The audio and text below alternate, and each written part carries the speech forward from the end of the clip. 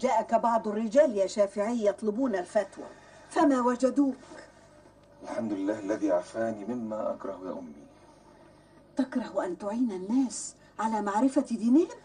أكره أن أقول لا أعلم، وأكره أن أفتي بغير علم. بعد كل الذي حصلته تقول بغير علم؟ العلم بحر زاخر يا أمي، وتكاد أقدامي تلمس الشاطئ. لقد أخذت عن علماء مكة ما عندهم، وبقي لي أن أعرف ما عند غيرهم. تفكر في الرحيل عن مكة يا شافعي؟ أتعرفين يا أمي، وددت لو أذهب إلى المدينة المنورة لآخذ العلم عن صاحب الموطأ مالك بن أنس إمام دار الهجرة. لا أمنعك الرحيل يا ولدي حيث شئت. كم أنا بحاجة إلى صحبة الشيخ المعلم يا أمي. فلتذهب إلى الإمام مالك كما تريد، المدينة المنورة لا تبعد كثيرا عن مكة. الإمام مالك هو الذي يبعد كثيرا يا أمي، إنه كالنجم يصل إليك نوره ولكنك لا تبلغه. لا أفهم ما تعني يا ولدي. الإمام مالك يا أمي كما سمعت ينظم حياته على نحو دقيق، ولا أحسب أن وقته يتسع لمثلي ليتعلم على يديه. لو رشحك أحد يعرفك عنده ربما رحب بك. أليس بين علماء مكة من له دالة عليه يرشحك عنده؟ لا أعرف يا أمي. سوف يجد الله لك مخرجا بإذن الله تعالى. لقد أعددت لك الطعام، بوسعك أن تأكل الآن أو تنتظرني حتى أعود. إلى أين تذهبين يا أمي؟ طلبني قاضي مكة كي أشهد في قضية اللص الذي أمسكوا به أمام الدار. وما الذي أعلم القاضي أنك رأيت الواقع؟ ذكرتني عنده جارتي التي أمسكت باللص فأراد أن يسمع شهادتي. ذلك فرض عليك يا أمي، يقول تعالى: ولا يأبى الشهداء إذا ما دعوا. صدق الله العظيم. أتركك في خير يا ولدي. في رعاية الله يا أمي. بسم الله الرحمن الرحيم. قولي لي ماذا حدث؟ دعني أتذكر مع جارتي التي أمسكت باللص. أجيبي بما تعرفين. سبحان من يعرف كل شيء. الملائكة أنفسهم قالوا لرب العالمين: سبحانك لا علم لنا إلا ما علمتنا. أنت لا تحترمين مجلس القضاء، سوف أمر بحبسك.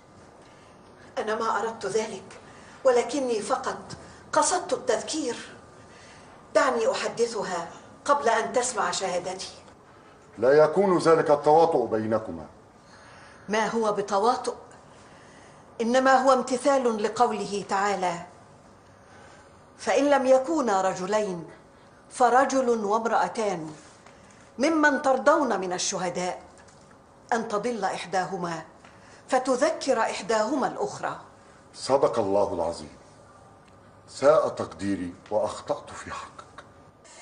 تركني القاضي أشاور جارتي قبل أن أدلي بشهادتي. الرجوع إلى الحق يا أمي خير من التمادي في الباطل. لقد اعتراه أسف شديد مما وقع منه، فاستبقاني بعدما انتهى مجلس القضاء ليعتذر لي، وسألني من أين جاءني هذا العلم، فحدثته عنك.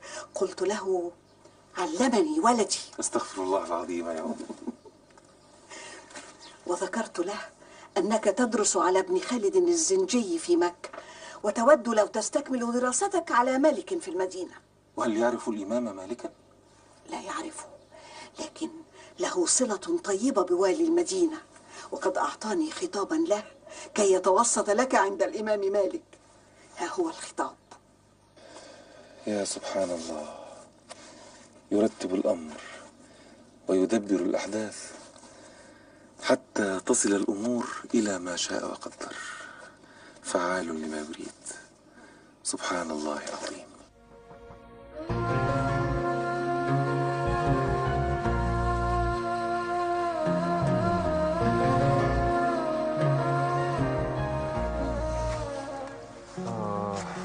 ما لك يا ولدي؟ ما لك تتهيب لقاء مالك؟ الخلفاء يحسبون حسابه يا أماه، فكيف لي؟ بمجرد أن يراك سوف يتهلل للقائك. سوف ترى يا شافعي. يا أمي، مالك لا يعرفني ولم يسمع بي من قبل. قاضي مكة ووالي المدينة يزكيانك عنده، وعندما تحدثه سينبهر بعلمك، أنا واثقة من ذلك. أي علم عندي يا أمي بالقياس لما عنده؟ أما رأيت ابن خالد الزنجي وهو أعلم علماء مكة كيف يشيد بك ويطلب منك إفتاء الناس فيما لا يستطيع أن يفتي هو فيه؟ يا أمي، لا أريد الإسراف في الأمل، ولا أحب الارتفاع بالوهم ثم السقوط إلى الواقع. ما طار طير وارتفع إلا كما طار وقع. سوف ترى يا شافعي يا ولدي كيف يلقاك مالك. يا الله.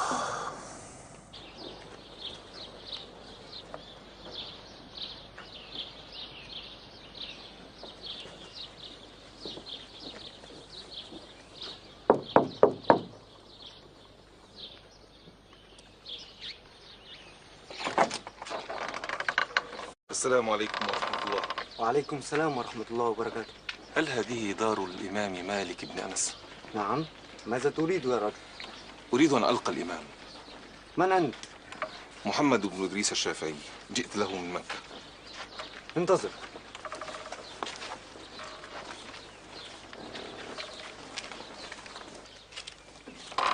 مولاي يقرئك السلام ويقول لك إن كانت لديك مسألة فارفعها في رقعة يخرج إليك الجواب، وإن جئت لطلب الحديث فعليك الحضور في موعده بالمسجد النبوي. يا غلام يا غلام، انتظر. أبلغ الإمام مالكا أن معي رسالة من والي المدينة في مسألة مهمة، وأريد أن ألقاه بشأنها. انتظر.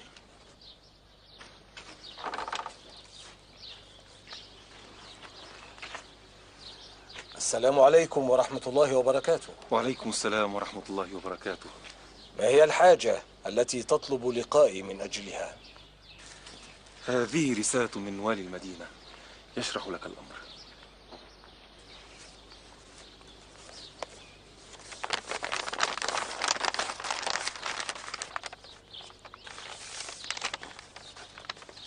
هذا الفتى القرشي محمد بن إدريس الشافعي لديه حظ وافر من الأدب والعلم، وهو يريد أن يستكمل درسه على يديك، وقد زكاه قاضي مكة وطلب مني أن أزكيه عندك، ولعلك لا تخيب رجاءنا. استغفر الله استغفر الله. علم رسول الله عليه الصلاة والسلام أصبح يؤخذ بالوسائل. لا شيء لك عندي أيها الفتى. اسمعني يا إمام، قطعت مسافة طويلة لألقاك، ألا تعطيني بضع لحظات؟ أوجز ما تريد. يا إمام، إني أحفظ كتاب الله وأحفظ كتابك الموطأ، ولا أطمع إلا أن أتلقى العلم على يديك. لهذا تلجأ إلى الوسطاء والشفعاء؟ أردت أن أجد الفرصة للحديث إليك.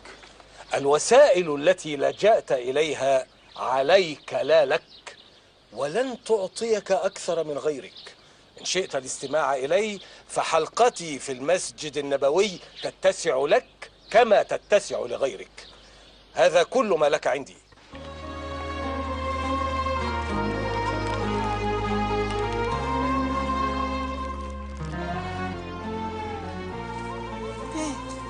ماذا فعلت يا شافعي؟ استمعت إليه كغيري وما وجدت الفرصة للحديث معه. أما في المدينة من شيخ غيره تجد عنده ما تطلب؟ يا أمي، إنما يؤخذ العلم من الأكابر، فلقد جلست في حلقته أستمع إليه فأحسست بمهابة لم أشعر بها من قبل. ولكنك قصدت مجلسه ليدور بينكما حوار ومناقشة، وليس مجرد الاستماع إلى درسه. الكثير من تلاميذه يودون ذلك ولا يستطيعون. الحمد لله.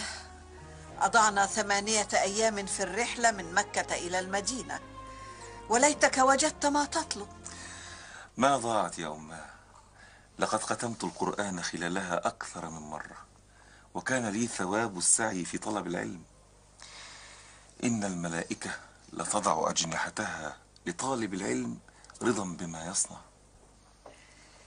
كم تحسبنا نبقى في المدينة المنورة؟ ألا تودين البقاء هنا يا أماه؟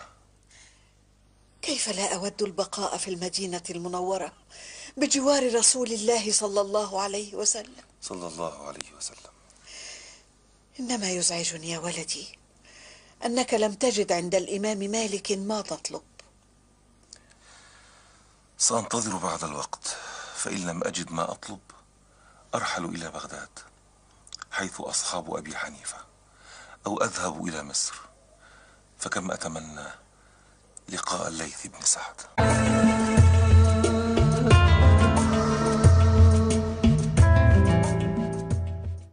عن يحيى بن سعيد بن المسيب أن عمر بن الخطاب قال: أيما امرأة فقدت زوجها فلم تدر أين هو فإنها تنتظر 4 سنين ثم تعتد 4 أشهر و10 ثم تحل. بهذه الرواية عن عمر بن الخطاب نصل بالروايات المأخوذة عن الصحابة في الموطأ إلى 85 رواية. بل هي 107 يا إمام، 84 رجلا و23 امرأة. من أنت حتى تصحح ما أقول عن كتابي الموطأ؟ من أنت؟ لقد أحصيتها في الموطأ بنفسي فوجدتها 107 روايات عن الصحابة و48 عن التابعين. التزم الأدب يا فتى ولا تراجع الإمام. قم من هذا المجلس ولا تعد إليه. الرواة كلهم من أهل المدينة إلا 7 منهم. اخرج من هنا فلا مكان لك بيننا. دعوه، ما أخطأ الفتى. كان عدد الرواة كما يقول، ولكنني رفعت بعض الأحاديث قبل 5 أيام. هل أعلمتني يا إمام بما رفعته لأصوب ما عندي؟ من أنت يا فتى؟ ومن أعلمك بكل ذلك عن الموطأ؟ أنا محمد بن إدريس الشافعي. أنا حفظت كتابك الموطأ كله. الشافعي؟ سمعت هذا الاسم من قبل. أنا الذي جئت إلى دارك قبل أسابيع ومعي كتاب من والي المدينة يزكيني عندك يا إمام. ما كان أغناك عن الوسائط، علمك يزكيك يا ولدي. إن شئت خرجت معي بعدما ينتهي الدرس أعلمك بما حذفت وما أضفت للموطأ.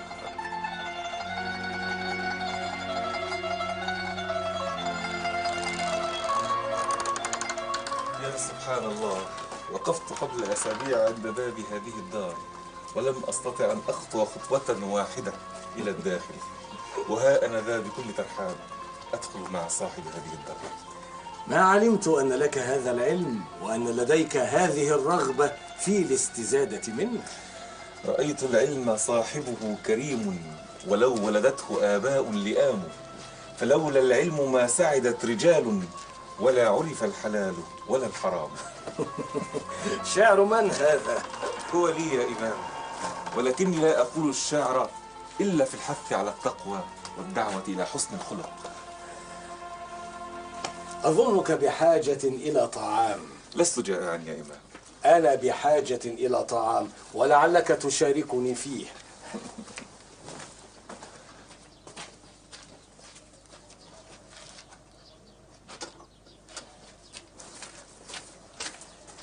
لا تؤاخذني يا شافعي على ما كان مني عندما لقيتك أول مرة. أين أوراقك؟ تصحح ما بها.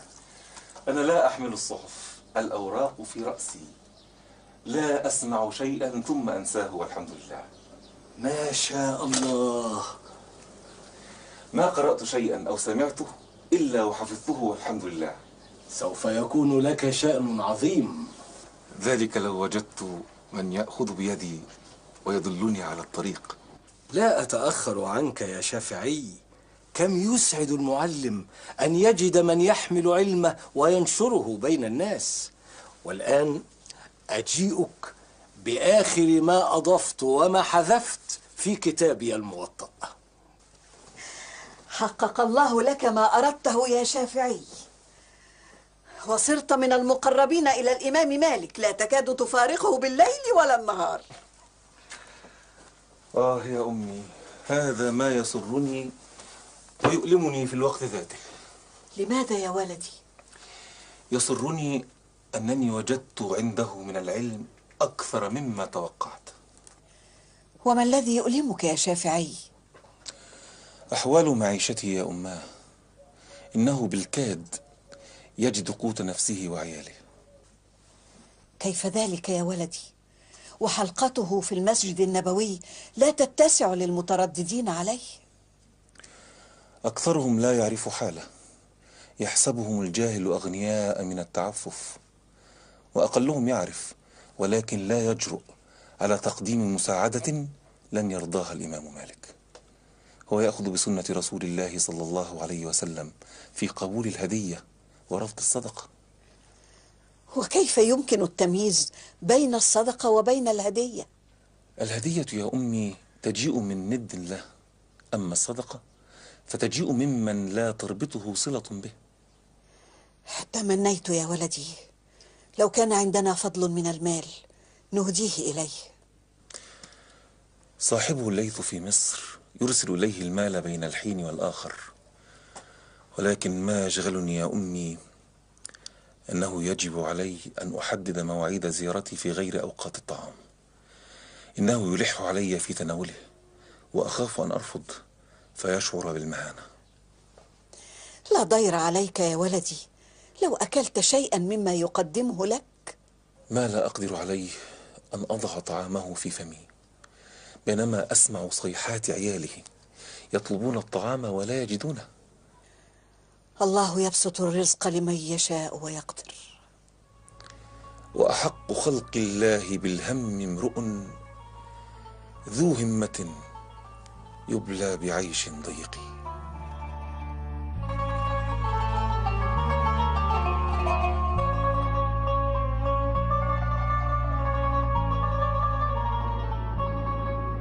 أبلغوا أصحاب الأراضي ليؤجروها بسعر يتناسب مع غلتها، وحتى يجد المستأجر فائضا يعوض جهده.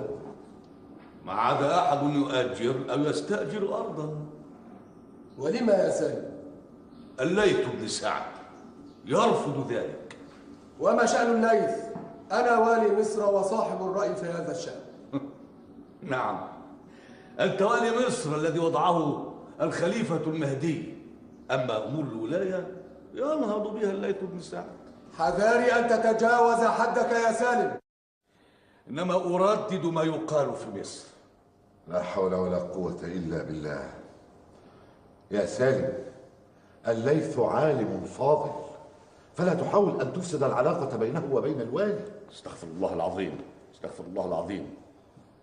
الناس يا سيدي يرونك تزوره كل يوم في داره، لذا فهو يستغل هذه الفرصة ليشيع بين الناس أنك لا تفعل شيئا إلا بأمره. سالم، أنا أزوره للتحدث في النوادر والأشعار، أما الحكم فلا شأن له به. إذا كان الأمر كذلك فلما يمنع الناس استئجار الأرض وقد أذنت لهم؟ حقا يا بويطي أنه يعترض على ما يراه الوالي؟ الإمام الليث لا يعترض يا سيدي الوالي، إنما يقول في مجالسه بمسجد الفسطاط إن صاحب الأرض عليه أن يعمل بها بنفسه أو يستغلها بالمزارعة ويقسم الثمرات بينه وبين العاملين بها. أما الإيجار فيراه غير جائز في شرع الله. الإمام مالك بن أنس في الحجاز يرى تأجير الأرض، وكثير من العلماء يأخذ بهذا الرأي. الليث بن سعد يرى نفسه أعلم العلماء بتصريف أمور الناس وتدبير أمورهم. هذا حق الوالي وحده، ولا يجوز لأحد أن يشاركه في هذا الحق. الوالي يقول الليث أنه زهد الولاية عندما عرضت عليه في مصر، لذا صارت إليك. ويقول إن الخليفة المهدي يأمر ولاة مصر بالانصياع لرأيه والأخذ بمشورته. أصابه الغرور بعدما رأى العامة يلتفون حوله. إنه يستند إلى تراثه العريض الذي يتيح له شراء ولاء الناس بالصدقات والصلاة. يا قوم يا قوم، رفقا بالرجل، فقد أفرطتم في الإساءة إليه وهو لا يستحق ذلك يا سيدي الأمير. الليث عالم فاضل تقي ورع كريم سخي. سخي لأنه يغدق عليه من غلة أرضه. سامحك الله يا سالم. أنا لا أوافقه الرأي يا سيدي الأمير ولا أقره عليه، إنما يجب علينا أن نستمع إلى حجته. حجته؟ حجة؟ ليس لديه حجة إلا المكابرة والعناد. فلندعوه إلينا يا سيدي الأمير أو نذهب نحن إليه نحاوره فيما يرى. هذا ما يقصده. تريد أن الوالي يذهب إليه في داري ليأمره هو بما يفعل؟ لا أذهب إليه ولا يجيء إلينا، وإنما أرسل إليه لأمره أن يكف عن ترديد فتواه أو يكون لي معه شأن آخر. هذا صحيح يا ابن عبد الحكم، ولكن الوالي أرسل إلي يطلب مني الرجوع عن الفتوى بمنع تأجير الأرض. لماذا لا تأخذ برأي صاحبك الإمام مالك الذي يجيز تأجير الأرض؟ مالك صاحبي ولكني لا أتفق معه في الرأي، فالمزارعة هي الأساس الشرعي لاستغلال الأرض لأنها تضمن العدالة، فغلة الأرض ليست محدودة ولكنها تختلف باختلاف ظروف كثيرة، واقتسام هذه الغلة بين صاحب الأرض وبين من يزرعها هي الضمان ألا يقع الظلم على أحدهما. الوالي يرى المصلحة في التأجير والمصلحة من أدلة الشرع. كيف يا ابن عبد الحكم؟ إيجار الأرض بقدر ثابت من المال هو الضمان ألا يقع الظلم على صاحب الأرض أو على من يستأجرها فيما لو زادت غلة الأرض أو نقصت. المزارعة إذن لمصلحة الجماعة. إذن فلتذهب إلى الوالي تحاوره، فربما أقنعته أو أقنعك. لن أذهب إليه يا ابن عبد الحكم.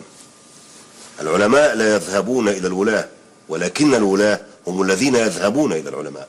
ما دمت مصرا على موقفك فلتكف عن فتوى الناس في هذا الأمر. لا أفعل ذلك يا ابن عبد الحكم.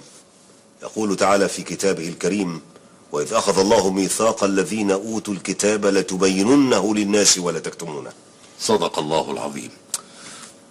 دعني أصرحك، الوالي يرى فتواك في عدم تأجير الأرض تحديا له. ذلك شأنه، أما أنا فلن أكتم علما أكرمني به ربي. بالله عليك لا تترك العناد يفسد ما بينك وبينه. أنت تعرف كم أحبك. المحيطون بالوالي يغيرون صدره عليك، فلا تترك لهم الفرصة. أنا أعرف أن سالما يتفنن في الإيقاع به. ليس وحده، وإنما يسانده أصحاب الحديث وأصحاب الرأي الذين تختلف معهم. لو عداك أولو الأمر وأصحاب العلم فمن يبقى معك؟ معي عامة الناس. ألا ترى أن حلقتي بمسجد الفسطاط تضيق بالمترددين عليها بفضل الله سبحانه وتعالى؟ عامة الناس لا يجلبون خيرا ولا يدفعون شرا، إنما الأمور في يد من بيدهم الأمر. لله الأمر من قبل ومن بعد، والله الذي لا إله إلا هو لا أحني رأسي إلا لله سبحانه وتعالى، وسأعلن رأيي هذا وفتواي هذه غدا بمسجد الفسطاط. ما الذي تريدون قوله؟ ألا يعرف حاكم مصر ما الذي يحدث في مسجد الفسطاط؟ الليث بن سعد ما زال يجمع العامة حوله ويحذرهم من استئجار الأرض والأخذ بما أمرتم به. لقد أمرته بالتوقف عن ترديد هذه الفتوى، ولكنه ما زال يرددها في كل دروسه، والناس يسمعون له ويلتزمون بما يقول. كيف؟ الليث يخرج عن طاعته؟ صار لمصر حاكمان، أحدهما في دار الولاية والثاني في مسجد الفسطاط. لا، في الحقيقة ليس هناك إلا حاكم واحد هو الجالس هناك في مسجد الفسطاط. كف عن هذا الاستهزاء يا سالم. إنما أقول ما يردده الناس. لن أترك الليث يفعل ما يشاء.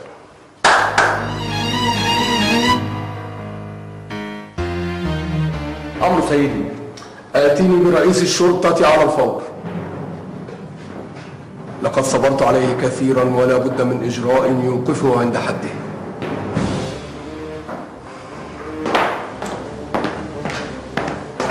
أمرك سيدي الوالد.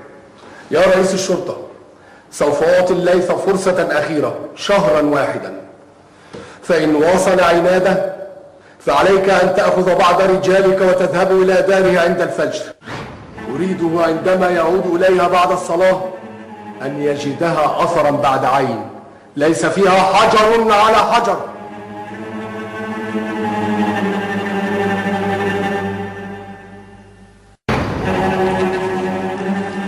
كم بلغ عدد الأحاديث عن علاقة المسلم بالمسلم يا حسان؟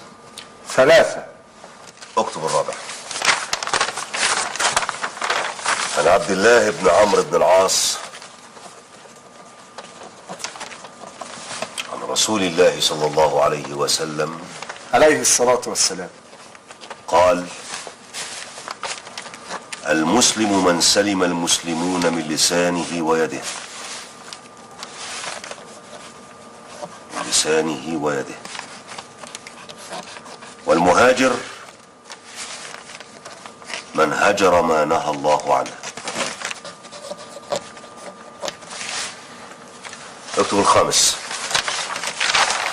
عن ابن عمر رضي الله عنهما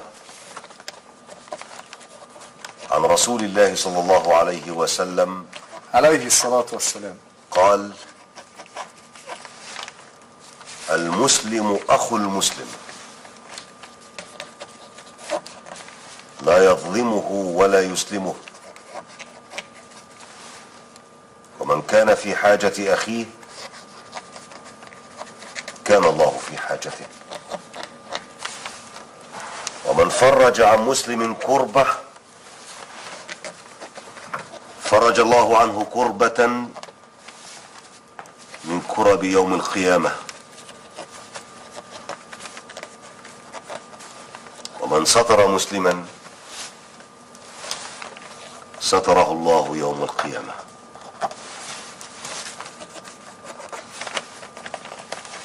ما أكثر المسلمين الغافلين عما أمر به رسول الله عليه الصلاة والسلام. الناس يا حسان يتمسكون بالعبادات وينسون المعاملات، وسيحاسبون على كليهما. عندما تعود إلى اليمن قل للناس إن الدين هو المعاملة. والله لا أعرف متى أعود. يا حسان قلت ستعود بعد أيام. هكذا أقول من 2 ثم يتأجل السفر. شدتك مصر إليها ولا تستطيع أن تفارقها. بل شدني علمك يا ليث، أخاف ألا أجده في مكان آخر على وجه الأرض. يا رجل لقد أخذت منه ما يكفي. والله لولا الأهل والولد ما تركت صحبتك. بارك الله فيك يا حسان. على أي حال أنت أكثر أصحابي إحاطة بما في رأسي وبما عندي. أنت تكتب ما تسمع وهم يسمعون فقط، وليس السماع كالكتابة. وددت لو أدخل إلى رأسك أفرغ كل ما فيه وأكتبه في أوراقي ثم أعود إلى بلدي. وماذا يبقى لي في رأسي بعد أن تأخذ ما فيه؟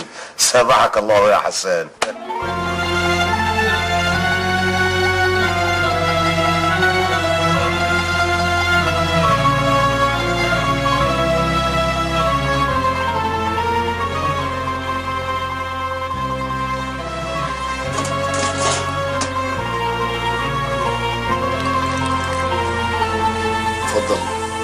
جزاك الله خيرا. أصابني الأرق الليلة الماضية يا إمام. لما يا شافعي؟ بسبب كلمة في كتاب الله لم أعرف معناها. أية كلمة تقصد؟ يقول تعالى: قد أفلح من زكاها وقد خاب من دساها. سورة الشمس. نعم يا إمام. ما معنى كلمة دساها؟ أنت أدرى بالعربية وقد عايشته ذيلا سنوات. ما صادفتني هذه الكلمة قط. وأنا كذلك، ولكنني استخرجت معناها من سياق الآية. كلمة دساها تعني من خدعها وغرر بها. وهل يكفي أن نستخلص المعنى اجتهادا يا إمام؟ أرى أن علينا أن نعرف مفهوم اللفظ ذاته. هل تأذن لي يا إمام أن أتغيب لبعض الوقت؟ وأين تذهب؟ أبحث عن أصل هذه الكلمة ومعناها. لو أن بي قوة لفعلت مثلك. وأين تنوي البحث؟ أرحل إلى مضارب هذيل في البادية، فهم أعلم الناس بلغة العرب. على بركة الله. كلمة واحدة في كتاب الله نسعى وراءها لنعرف معناها تستحق العمر كله يا إمام. فهم كتاب الله ليس بالأمر اليسير. ألم يقل سبحانه وتعالى: إنا سنلقي عليك قولا ثقيلا؟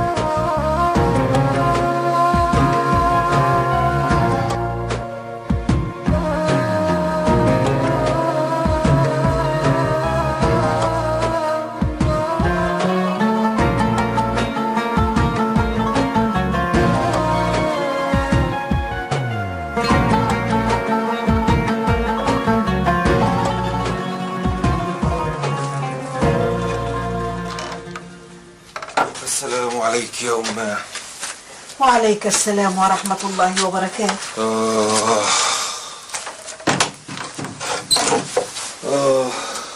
ما بك يا شافعي؟ ضاع الوقت والجهد. ما وجدت في قبائل هذيل كلها من يعرف معنى كلمة دساها. ضاع الوقت والجهد، ولكن ما ضاع أجرك في السعي لطلب العلم. ما يشغلني يا أمي أن هذه الكلمة جاءت في كتاب الله الذي نتلوه كل يوم ولا يعرف أحد معناها، حتى أصحاب البلاغة والفصاحة من العرب. ربما لم تكن الكلمة عربية. كيف ذلك يا أمي؟ يقول تعالى في كتابه العزيز: إنا جعلناه قرآنا عربيا. الذي أعرفه يا شافعي أن بعضا من ألفاظ القرآن الكريم ليست عربية الأصل، ولكنها مأخوذة من الفارسية أو غيرها. كيف يكون القرآن عربيا إذن؟ هي ألفاظ محدودة أصبحت بعد ذلك عربية بعدما استخدمها العرب وذكرها المولى في كتابه العزيز. أصبت يا أمه، أصبت. عليك أن تبحث عن معنى كلمة دساها عند العارفين ببعض اللهجات واللغات غير العربية.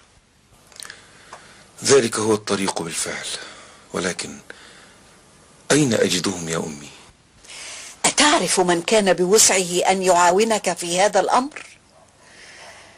الإمام جعفر الصادق كان على دراية كبيرة بكل اللغات التي تتردد في جزيرة العرب. رحمه الله، ليته كان حيا. ما رأيك لو ذهبت إلى واحد من أقرب تلاميذه إليه، سليمان بن مقاتل؟ ربما تجد عنده ما تريد.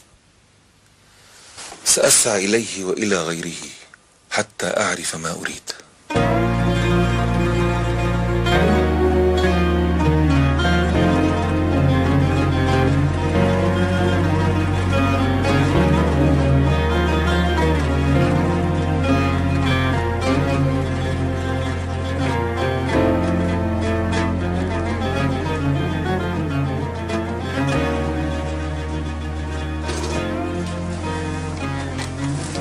ما زارنا الشافعي منذ أيام، وما رأيته في درس المسجد النبوي.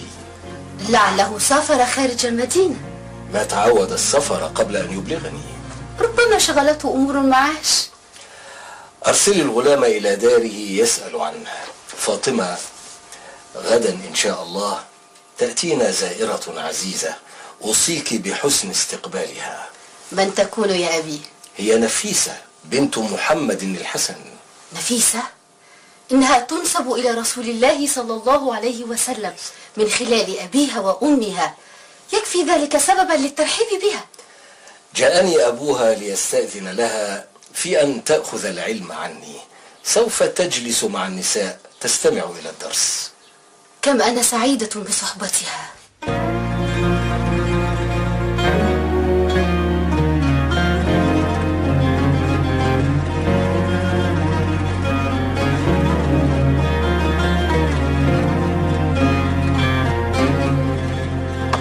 أحسنت يا عكاشة، أحسنت. ما من أحد وصف الخمر ومجالسها وتأثيرها في شاربها كما فعلت. أعطيك 5000 درهم على هذه القصيدة الرائعة. بارك الله فيك يا أمير المؤمنين، بارك الله فيك يا أمير المؤمنين. إلى أين أنت ذاهب؟ ما أذنت لك بالانصراف بعد. أيحب مولاي أن يسمع قصيدة أخرى؟ عندي شعر في الحماسة وعندي شعر في... ما انتهينا بعد من قصيدتك الأولى في وصف الخمر. يكفيني ما أمر به أمير المؤمنين من عطاء سخي. لقد أعطيتك حقك، أليس كذلك؟ بلى يا أمير المؤمنين. بقي أن آخذ حق الله منك. حق الله؟ نعم. لقد أجبت في وصف الخمر ووصف مجالسها وتأثيرها في شاربها إجادة من شربها وحضر مجالسها، ومن واجبي أن أقيم عليك حد شارب الخمر. وأين الحجة يا مولاي؟ الحجة في شعرك، فقد وصفتها وذكرت أدق تفاصيلها. يا حاج، هات الجلاد لينفذ فيه الحد. انتظر. ألا يسمعني مولاي؟ ليس من حقي الدفاع عن نفسي قبل أن أجلد؟ من حقك، هات ما عندك. كيف عرف أمير المؤمنين المهدي أنني وصفت الخمر وتأثيرها ومجالسها بأدق تفاصيلها إذا كان هو نفسه لا يعرفها ولا يشهد مجالسها؟ اغرب عن وجهي يا عديم الحياء، اغرب عن وجهي. لقد أفلت هذه المرة، ولكنك لن تفلت في كل مرة. يا يعقوب، ما أخبار المعركة مع الروم في الشمال؟ أما جاءك شيء؟ ما وصلت الرسل من أرض المعركة. هذا التأخير يدفع إلى القلق. عندما تصلك أخبار عنها أبلغني بها على الفور، في كل وقت وفي أي مكان.